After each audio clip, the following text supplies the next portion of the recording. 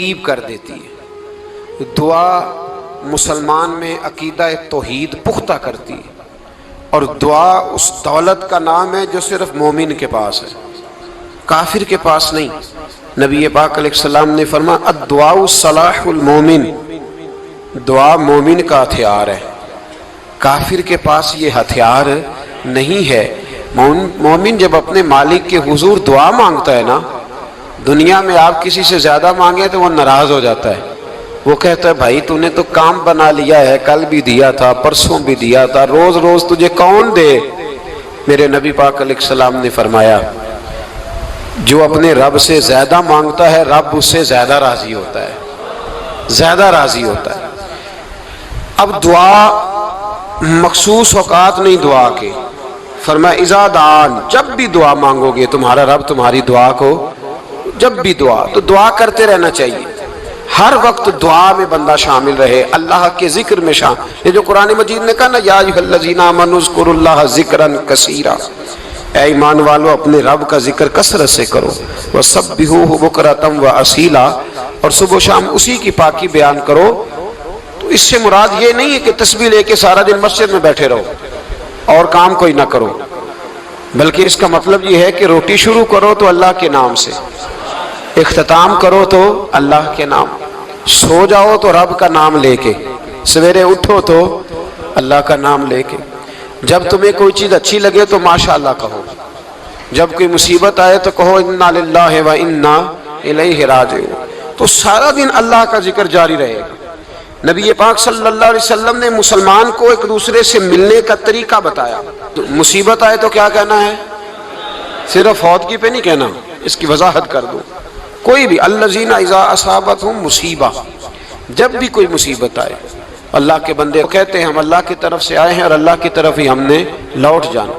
تو میرے عزیز ہر وقت اللہ کا ذکر جاری رہے گا، ہر وقت زبان پہ رب کریم کا۔ دیکھیں نا نبی پاک علیہ السلام نے ہمیں ملاقات کا طریقہ بتایا۔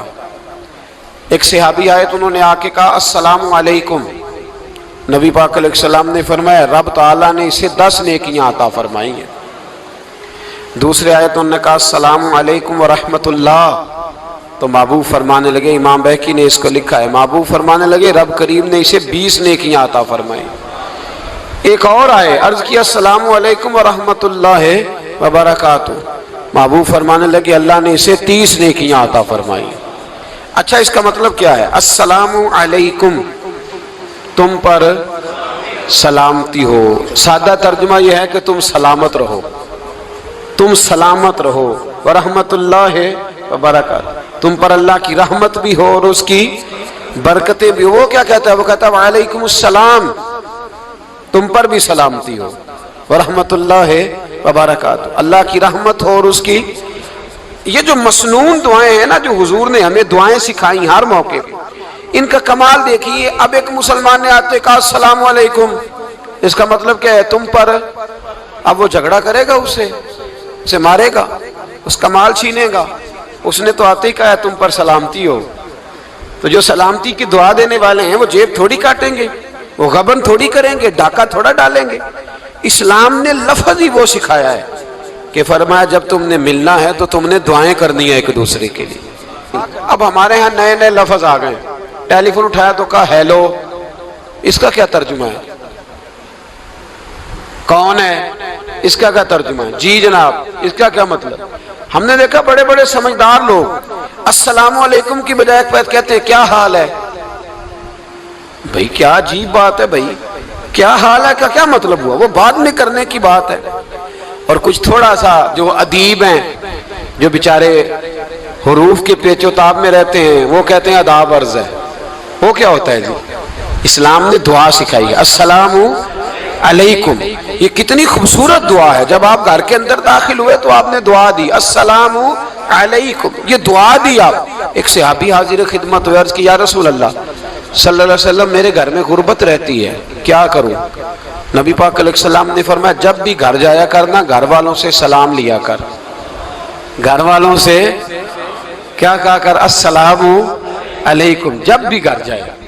یعنی گھر آیا، اب گھر والوں نے بتایا کہ ماچس کی ڈبیا تو لے آؤ، اب یہ دکان کونے پہ تھی گھر والے پہ، وہاں سے ماچس کی ڈبیا لے کے واپس گیا تو کہنے لگا السلام علیکم۔ پھر گھر والوں نے کہا ہو بتانا یاد ہی نہیں رہا، چینی بھی ختم ہو گئی ہے۔ تو یہ پھر گیا چینی لینے، لوٹ کے آیا تو کیا کہا؟ جب اللہ چاہتا ہے تو کہے، جب اللہ کے رسول چاہتے ہیں تو کہے۔ اس کا ترجمہ یہ ہے کہ تو کہہ، تو سلام لے۔ اللہ رسول چاہ رہے ہیں کہ تو سلام لے تاکہ تیرے گھر میں سلامتیاں ڈال دی جائیں۔ تو فرمایا سلام لینی ہے تو نے، اور ساتھ تو نے اس طرح کرنا ہے کہ 3 دفعہ سورۃ اخلاص کو پڑھنا ہے۔ امام قرطبی نے اس کو لکھا ہے۔ اس نے کہا حضور غربت بڑی ہے، غربت بڑی ہے تو کہ وظیفہ بتائیں۔ فرمایا جب بھی گھر جاؤ سلام لو اور 3 دفعہ سورۃ اخلاص پڑھو۔ وہ صحابی کہتے ہیں میں پکا ہو گیا۔ اب وہ کچھ دنوں کے بعد، کچھ عرصے کے بعد، کچھ مہینوں کے بعد واپس آئے تو صحابہ کرام علیہم رضوان فرماتے ہماری خواہش تھی کہ یہ کچھ بیان کرے، اب بتائے جو وظیفہ لے کے گیا تھا اس کا رزلٹ کیا نکلا۔ کہتے اس نے بڑی حیرت انگیز بات کی، حیرت انگیز عجیب انداز میں۔ کچھ لوگوں کا دل ہوتا ہے نا کہ مجھے ملے میرے پڑوسی کو نہ ملے، اور کچھ کا دل ہوتا ہے یار مجھے بھی ملا ہے اور الحمدللہ میرے پڑوسی کو ملا ہے۔ تو صحابی جب حاضر ہوئے تو صحابہ کہتے ہیں ہمیں تجسس تھا کہ یہ کچھ بتائیں، تو حضور نے فرمایا کیا حال ہے تیرا؟ کہا یا رسول اللہ کمال ہی ہو گئی ہے حضور، میں جب بھی گھر جاتا ہوں سلام لیتا ہوں اور 3 دفعہ سورۃ اخلاص پڑھتا ہوں، میں تو امیر ہو ہی گیا ہوں، میرے تو ہمسائے بھی امیر ہو گئے۔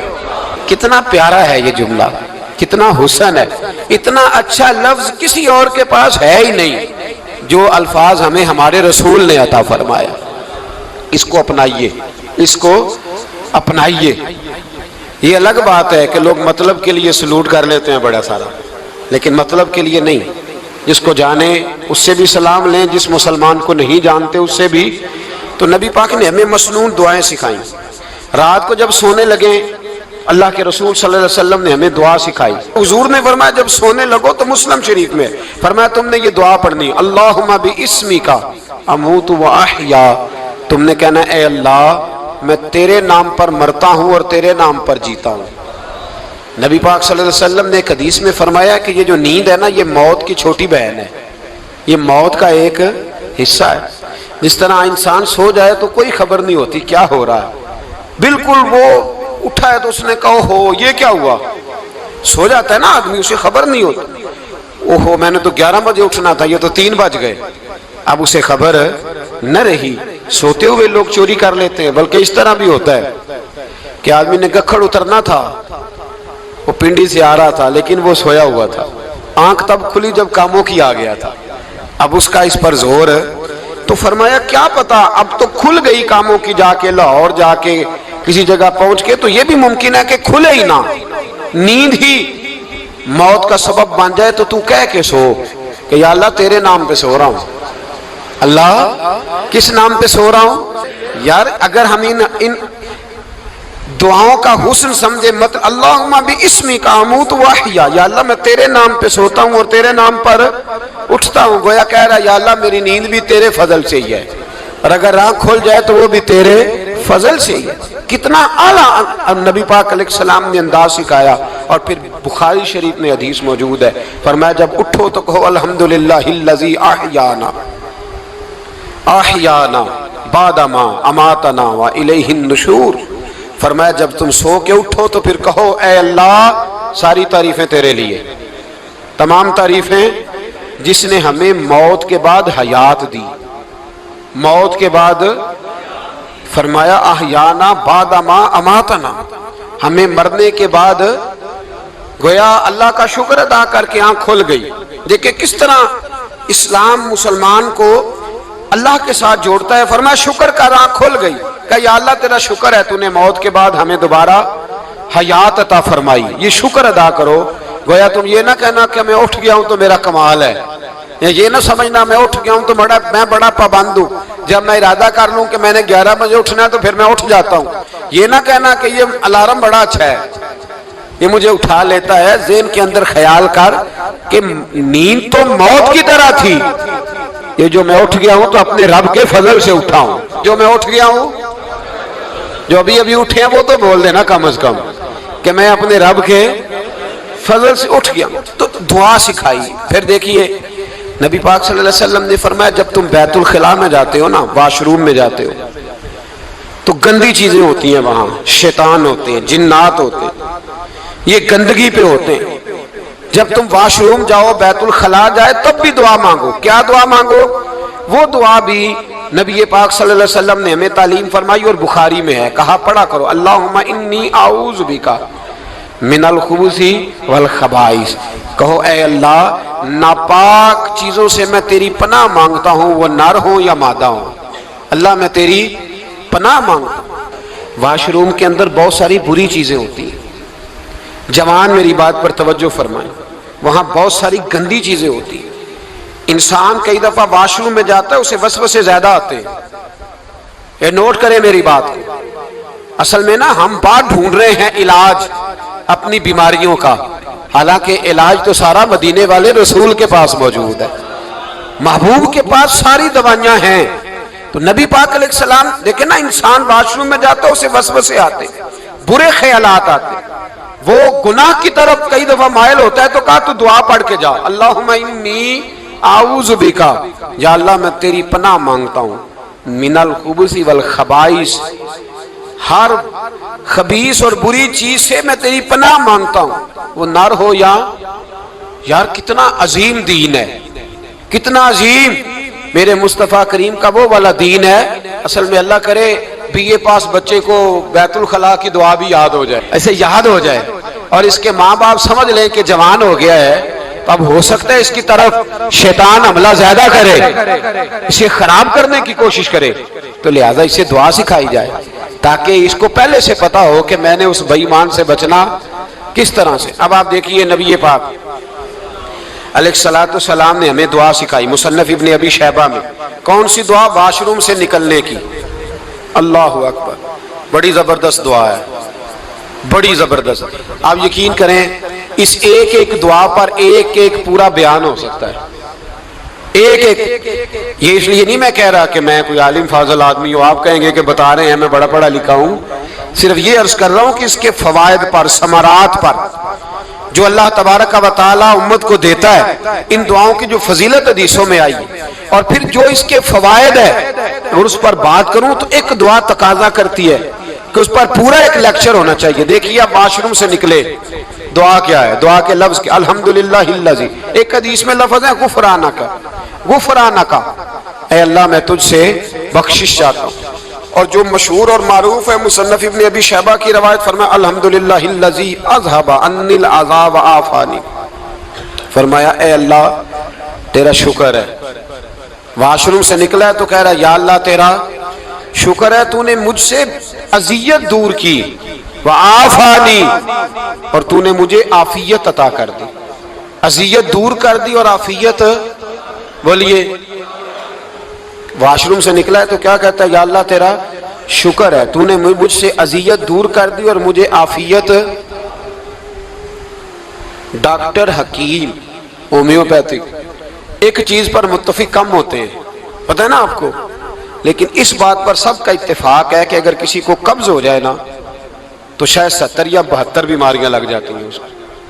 اور جب آدمی کو قبض ہوتی ہے نا، پیٹ کے اندر فضلہ جم جاتا ہے، خارج نہیں ہوتا، اس کو اعصاب کی بیماری ہوتی ہے، اس کے ذہن پر اثر ہوتا ہے اس چیز کا۔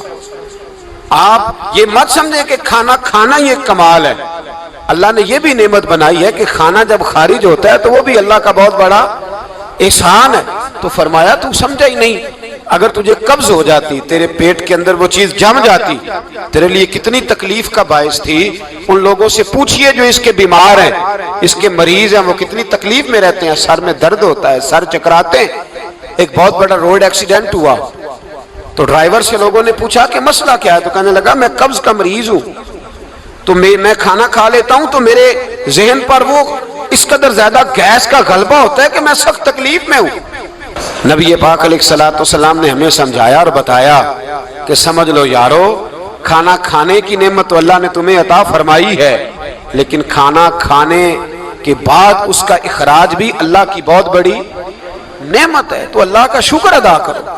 پھر جب آپ گھر سے نکلیں گے تو بھی اس کی دعا ارشاد فرمائی، بسم اللہ तवक्कलतु अलल्लाह, अल्लाह के नाम से घर से निकलता हूँ और मैंने भरोसा भी अल्लाह के नाम पे किया। जब घर से निकलें तो किसके नाम पे भरोसा करें? बोलिए।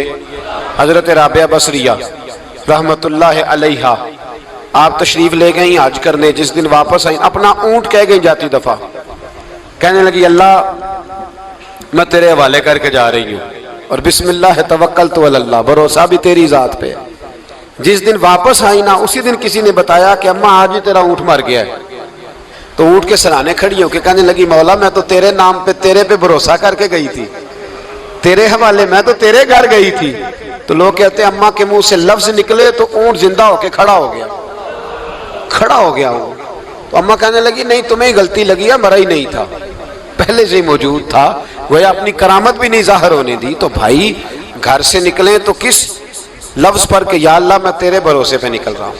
मैं इसके दो फायदे होंगे, एक तो आप अल्लाह की अमान में जा रहे हैं, अल्लाह की अमान में आ रहे हैं, और दूसरा जिस घर को आप छोड़ के जा रहे हैं उसे भी अल्लाह की अमान में दे के जाए। तो कितना लज्जत वाली दुआ है जो नबी करीम अलैहिस्सलाम ने हमें सिखाई। अब जरा हदीस सुने खुश हो के, देखें हुजूर ने दुआ सिखाई। फरमाया जब देख लो ना किसी को हंसता हुआ, क्या करता हुआ, माशाअल्लाह आप तो हंसने लगे। जब किसी को हंसता हुआ देखो तो कहा करो अदहकल्लाहु सिन्नक, ये दुआ, ये बुखारी है। फरमाया दुआ मांगा करो, जब किसी मोमिन को हंसते हुए देखो तो दुआ मांगो अदहकल्लाहु सिन्नक, अल्लाह तुझे हंसता ही रखे, अल्लाह तुझे, बोलिए, जल ना जाया करो कि मैं परेशान हूं तो ये हंस क्यों रहा है, जला ना करो, बल्कि क्या क्या करो, अल्लाह तुझे हंसता रखे, अल्लाह तुझे। नबी पाक सल्लल्लाहु ताला अलैहि वसल्लम ने फरमाया, तिरमिजी में हजरत उसामा बिन ज़ैद रदी अल्लाह ताला अन्हु से हदीस मरवी है, हुजूर ने फरमाया जिसने किसी के साथ एहसान किया और जिस पर एहसान किया, अगर उसने ये दुआ पढ़ दी ना जज़ाकल्लाहु खैरा, तो फरमाया उसने अल्लाह की भी पूरी हम्द कर दी और मोहसन का सही शुक्रिया भी अदा कर दिया। क्या कहना है? जज़ाकल्लाहु, अल्लाह तुझे बेहतरीन जज़ा अता करे। इसका तर्जुमा क्या है? अल्लाह तुझे बेहतरीन, क्योंकि हुजूर फरमाते हैं मल्लम यशकुरुन्नास वलम यशकुरुल्लाह, जिसने बंदों का शुक्रिया अदा नहीं किया उसने अल्लाह का भी शुक्रिया अदा नहीं करना। तो क्या कहना चाहिए? जज़ाकल्लाहु खैरा। और अगर अम्मा कहती हो बच्चों को अंग्रेजी सिखानी है तो क्या कहना है फिर? शुक्रिया अदा करने में क्या कहना है? Thanks, thank you. ओ खुदा के, इसका सवाब कितना है? बोले अंग्रेजी एक जुबान है, उसको जुबान ही रहने देंगे।